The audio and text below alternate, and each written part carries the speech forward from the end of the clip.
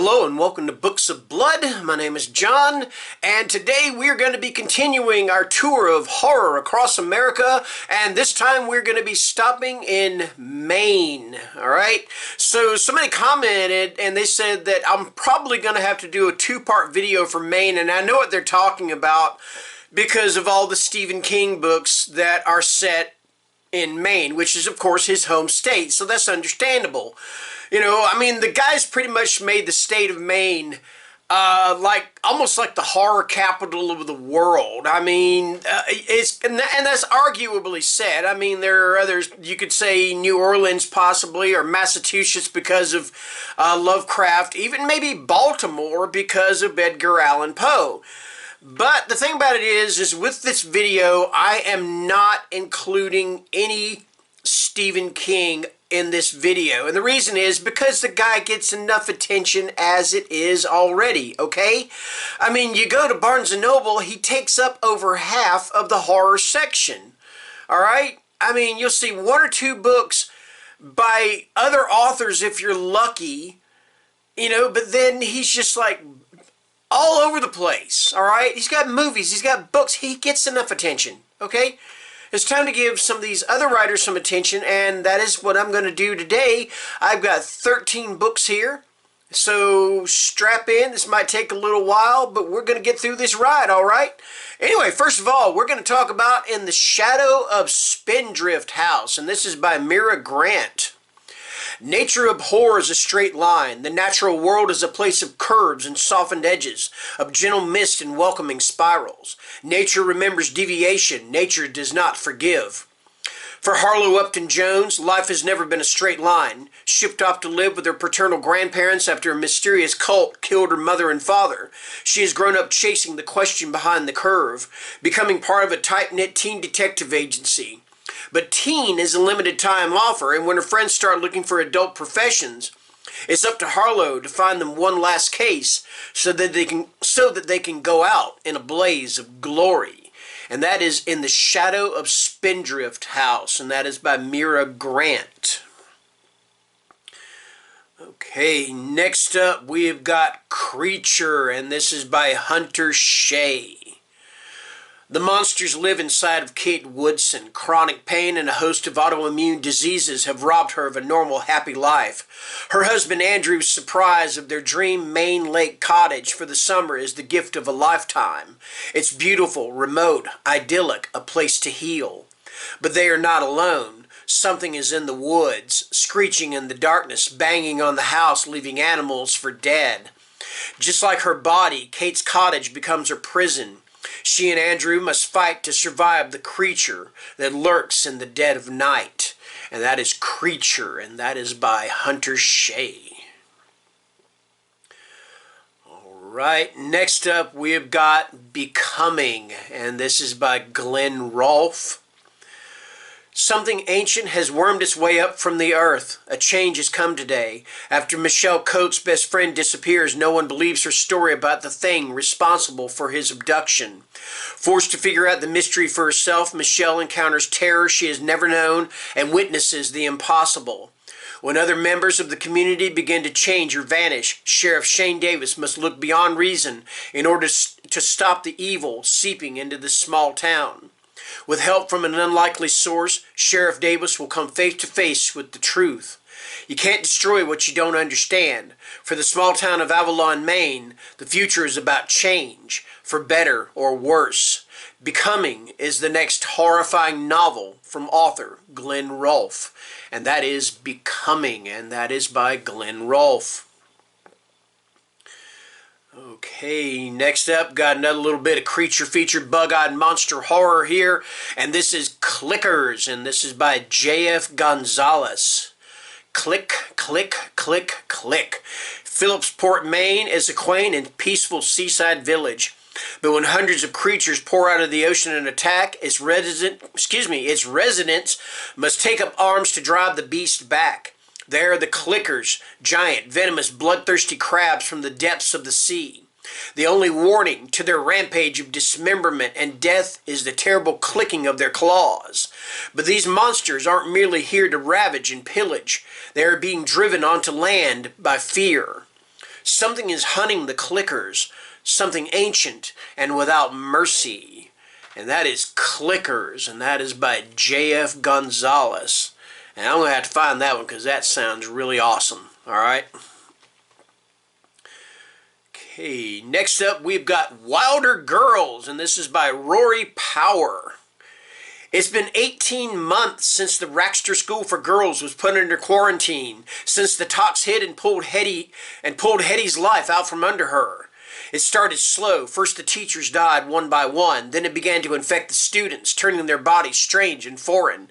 Now, cut off from the rest of the world and left to fend for themselves on their island home, the girls don't dare wander outside the school's fence, where the tox has made the woods wild and dangerous. They wait for the cure they were promised, as the tox seeps into everything. But when Byatt goes missing, Hetty will do anything to find her, even if it means breaking quarantine and braving the horrors that lie beyond the fence. And when she does, Hetty learns that there's more to their story, to their life at Raxter, than she could have ever thought true. And that is Wilder Girls, and that is by Rory Power. And I believe that is a young adult book. Pretty sure it is. Alright? Okay, next up we have got The Keeper, and this is by Sarah Langan.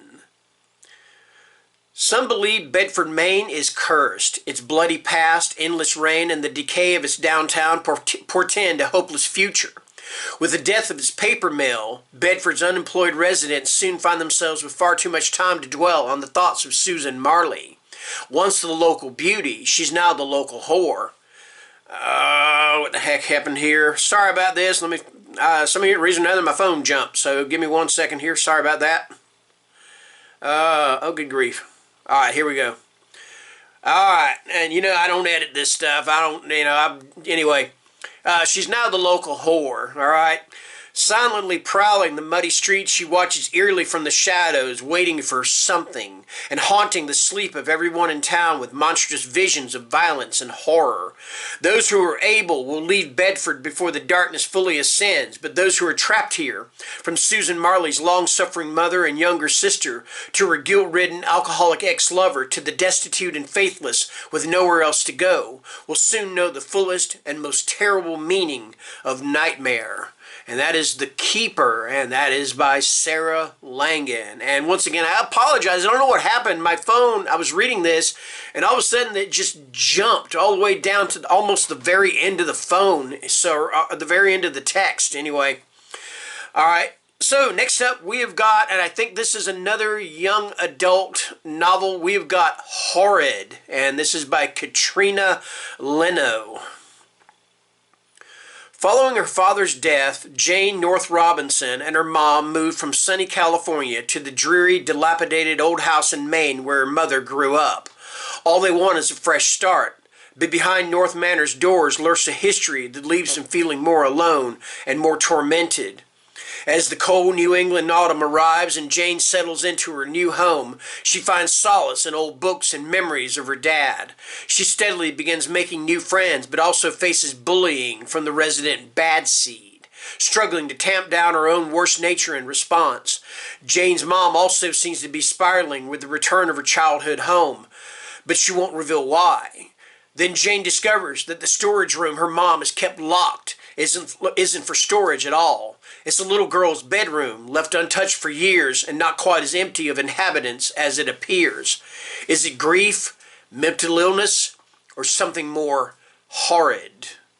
And that is Horrid, and that is by Katrina Leno.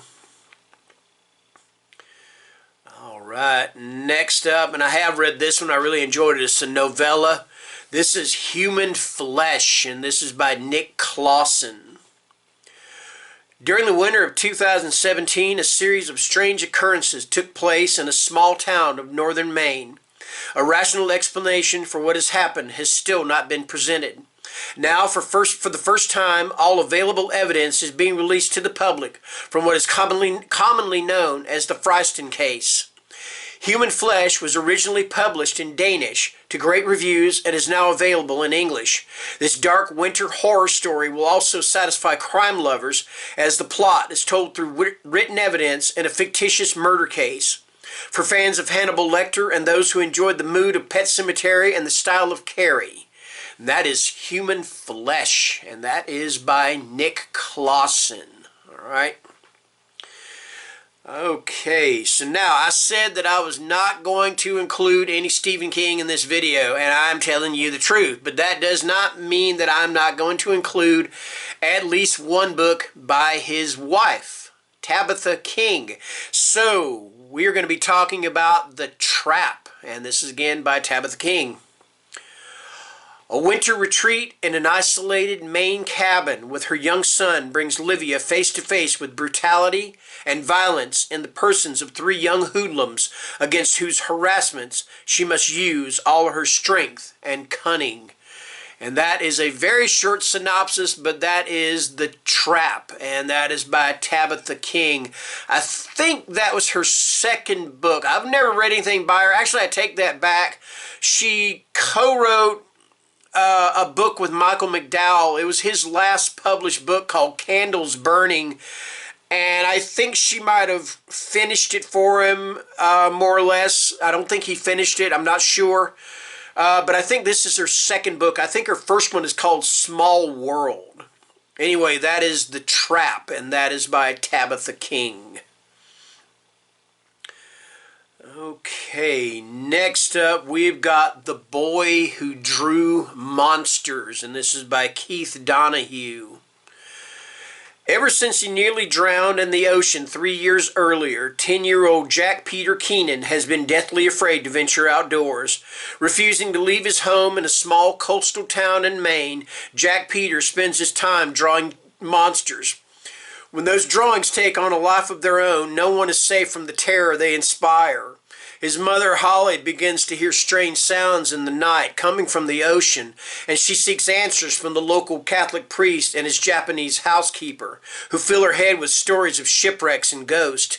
His father, Tim, wanders the beach, frantically searching for a strange apparition running wild in the dunes. And the boy's only friend, Nick, becomes helplessly entangled in the eerie power of the drawings. While those around Jack Peter are haunted by what they think they see, only he knows the truth behind the frightful occurrences as the outside world encroaches upon them all. In the tradition of The Turn of the Screw, Keith Donahue's The Boy Who Drew Monsters is a terrifying tale of psychological terror and imagination run wild. A perfectly creepy read for a dark night. All right. And I think this one was originally going to be the last book I was going to include. I think there may be one more after this, but I could be wrong. I don't know. Anyway, we're going to be talking about Hell House, and this is by Richard Matheson. Rolf Rudolph Deutsch is going to die. Let's see if I read that right. Rolf Rudolph Deutsch is going to die. But when Deutsch, a wealthy magazine and newspaper publisher, starts thinking seriously about his impending death, he offers to pay a physicist and two mediums, one physical and one mental, $100,000 each to establish the facts of life after death. Dr. Lionel Barrett, the physicist, accompanied by the mediums, traveled to the Belasco house in Maine, which has been abandoned and sealed since 1949 after a decade of drug addiction, alcoholism, and debauchery. For one night, Barrett and his colleagues investigate the Belasco house and learn exactly why the town folks refer to it as the Hell House. And that is Hell House, and that is by Richard Matheson. And I've always said, to me, Hell House is the big brother or older brother or the sibling of The Haunting of Hill House by Shirley Jackson. It's like they're probably the two most famous haunted house books that have been written, at least in my opinion. I don't know about you guys, but at least in my opinion. Anyway, last but not least, and I do believe I mean last but not least. Nope, I do not mean last but not least. I'm sorry. Almost last but not least, we've got Little Brothers, and this is by Rick Hautala. And I believe this is going to be a really brief description here. It has been 5 years since Kip Howard saw his mother killed horribly by a blur of little brown things. 5 years of nightmares and a terror of dark places. 5 years of struggling to overcome what must have been just his imagination. And I'm going to try to pronounce this name. I'm going to be butchering the hell out of it. But the Ontsigahunk, the Indian word for little brothers, are no one's imagination. Hideous forest creatures who feed every 5 years on human flesh. The little brothers are about to emerge from underground once again. Only this time there will be no escape for the young boy who witnessed their last feast.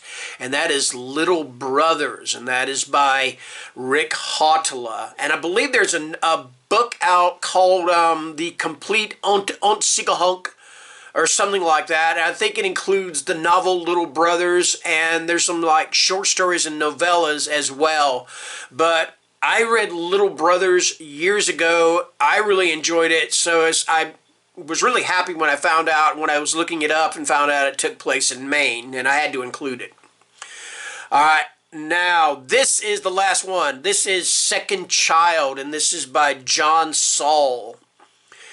This lush, secluded Maine seaside resort is the summer playground of the super rich. But 100 years ago, something disturbed their play. Horror came to this village, and though no one knows it yet, the horror has never left. It waits for a shy young girl, outcast by her friends, her beautiful sister, even her own mother. She knows how it feels to be unwanted. She knows anger, and soon she will know the touch of unholy terror and the rage of blood-drenched vengeance. And that is Second Child, and that is by John Saul. And that is going to conclude our tour, our Horror Across America tour of the great state of Maine, horror country, Stephen King country, whatever you want to call it. Until next time, take care and stay scared. Bye-bye.